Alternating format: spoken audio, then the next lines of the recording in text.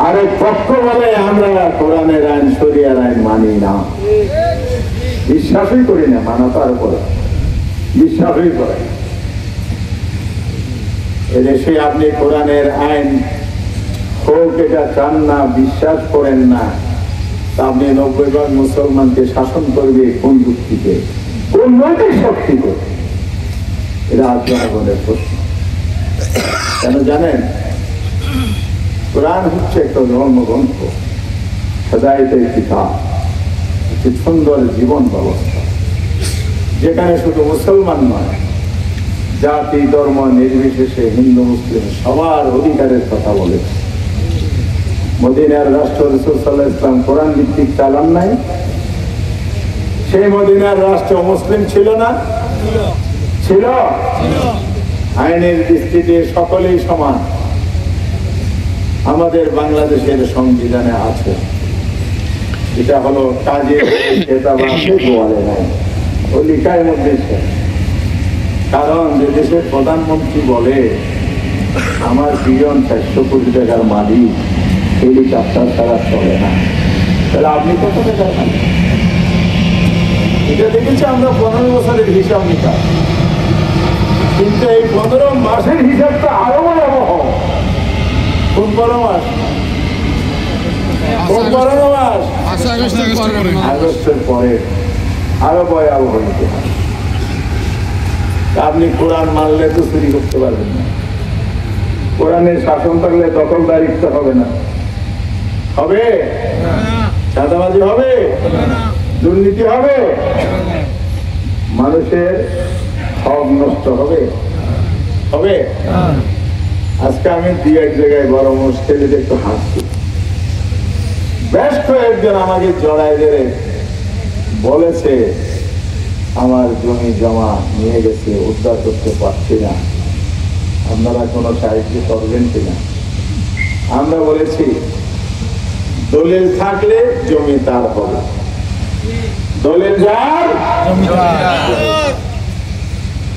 তবে সেটার জন্য একটু ধৈর্য ধরতে হবে, অপেক্ষা করতে হবে। আমার এই কথার সাথে কি আপনারা একমত? আমি কি ভুল বলেছি? তাহলে আপনারা সমর্থন করছেন?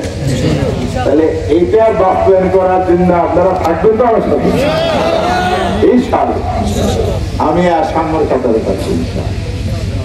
প্রিয় ভাইরা আমার, কথা বড় হয়ে গেল। আজকে জামায়াত ইসলামী শুধু বড় মুশকিলিতে বড় হয়েছে তা না, গোটা বাংলাদেশে বড় হয়েছে তা না। আমরা যে এখন 7টি বিভাগীয় শহরে সমাবেশ করেছি, আজকে সিলেট দিয়ে শেষ হলো, লাখো লাখো মানুষের ঢল, আলহামদুলিল্লাহ। সেখানে হিন্দুরাও মিছিল নিয়ে আসে, এখানে আমাদের রাজু আছে, পরিমল্লা আছে, প্রত্যেক মিটিংয়ে এরও থাকে। ভাই কি ব্যাপার, আপনারা আমাদেরকে সমর্থন দেন, ভয় লাগে না? ওনারা বলে এখন ভয় কাটে গেছে। কারণ কি জানেন, বাংলাদেশে 5 তারিখ অভ্যুত্থানের পরে 3 দিন দেশে কোনো সরকার ছিল না। কি ছিল না? সরকার আসছে কখন? 8 তারিখ। এই 3 দিন, প্রথম দিন রাত্রেই আমরা আমাদের অফিস থেকে ঘোষণা দিয়েছি, আমরা খবর পাচ্ছিলাম হিন্দুদের মন্দির ভাঙা হচ্ছে, বাসা বাড়ি হামলা হচ্ছে, ব্যবসা বাণিজ্য হামলা হচ্ছে। আমরা স্পষ্ট করে জানিয়ে দিয়েছি কেউ আইন হাতে তুলে নিতে পারবে না। আমির জামাত ঘোষণা দিলেন, বঙ্গবন্ধু থেকে আমি সহ একসাথে আমরা মিটিং করে যখন গেলাম, 15 বছর পর আমাদের এই অফিসটা খোলা হয়েছে, আবর্জনার ভিতরে পরিষ্কারের তো সময় নেই। সেই অবস্থায় তিনি ঘোষণা দিলেন, আমাদের কর্মী ভাইয়েরা কে কোথায় আছো, সবাই যার যার এলাকায় পাহারাদারি করে, দেশে সরকার নাই, কেউ যাতে দুর্বলের উপর অত্যাচার করতে না পারে, আর অপরাধ করলে আইনের আওতায় নিয়ে যাওয়া হবে, বিচার হবে, কিন্তু নিজেরা আইন হাতে তুলে নিতে পারবে না। আবার মন্দিরে যাও, তাদের ব্যবসা বাণিজ্য বাড়ি ঘরে যাও, নিরাপত্তা দাও। দিয়েছিল? মহেশখালী কি হিন্দু বাড়ি দখল হয়েছিল, মন্দির দখল হয়েছিল? আমি সবার আগে আমাদের এই নেতারা আছে সবাইকে বলে দিই, জীবন বাজি রেখে হলো তাদের রক্ষা করতে হবে। আপনি বলতে পারেন আপনাদের এত মায়া কেন? আমরা ইসলাম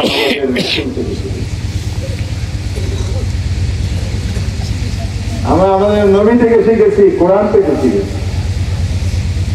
মদিনার রাষ্ট্রীয় মুসলিম ছিল না, তাদের নিরাপত্তা আল্লাহ রাসূল দেন নাই? দিয়েছে কিনা বলেন? মদিনার সনদের স্বাক্ষর মুসলিম, ইহুদি, খ্রিস্টান সবাই মিলে তৈরি করে মদিনার সনদ হয়েছিল, যেই সনদটি ওই মদিনার সকল মানুষই এক উম্মায় একত্রিত করেছিল।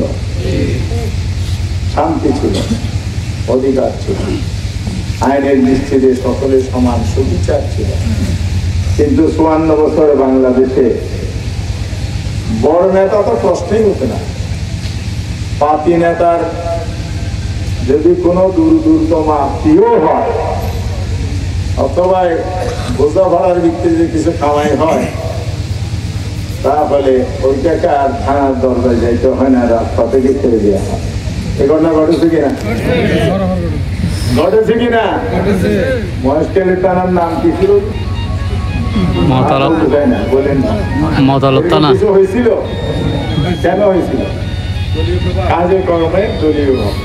ওই ব্যক্তি তো দোষ নাই, তাকে বাধ্য করা হয়েছে। এগুলো হয়েছে, এখানে আর আইনের শাসন থাকলো কোন?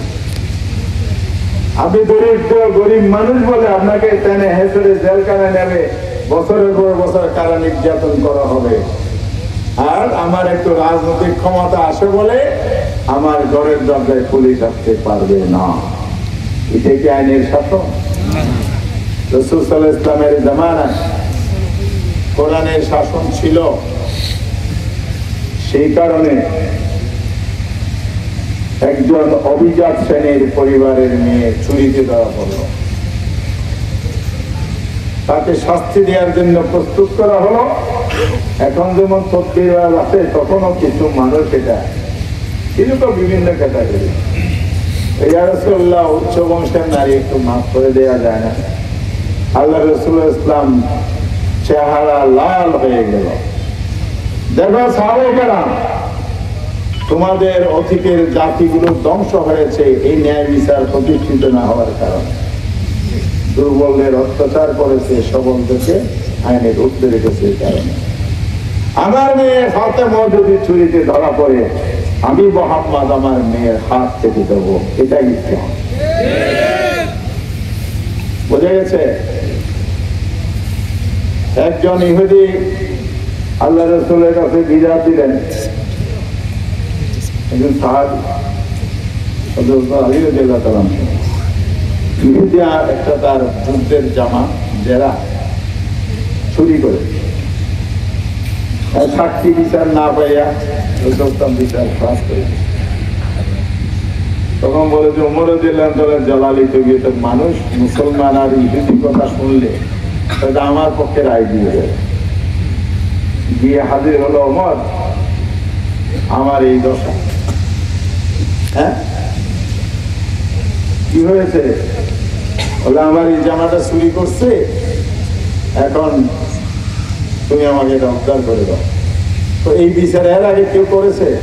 বলে আমি রাসূলুল্লাহ গেছিলাম, দয়ালু নবী তো, এই জন্য ওকে দিয়ে দিছে, আমারে দেয়নি। তুমি তো দাঁড়াও, দয়া তোমার দেখা। ভিতর থেকে তরবারি নিয়ে একেবারে এক কোপে জীবন করে দিয়েছে। কারণ রাসূল সাল্লাল্লাহু আলাইহি ওয়াসাল্লামের ফয়সালার উপর যদি দ্বিতীয় ফয়সালা কেউ চালাতে করে, ইসলামের দৃষ্টিতে সে মুসলমান নয়, সে মুনাফিক। ওমর রাদিয়াল্লাহু তাআলা কোনো মুসলমানের গর্দন কাটে নাই, একজন মুনাফিকের গর্দন কেটে দিয়েছে, যে রাসূলের ফয়সালা অস্বীকার করে।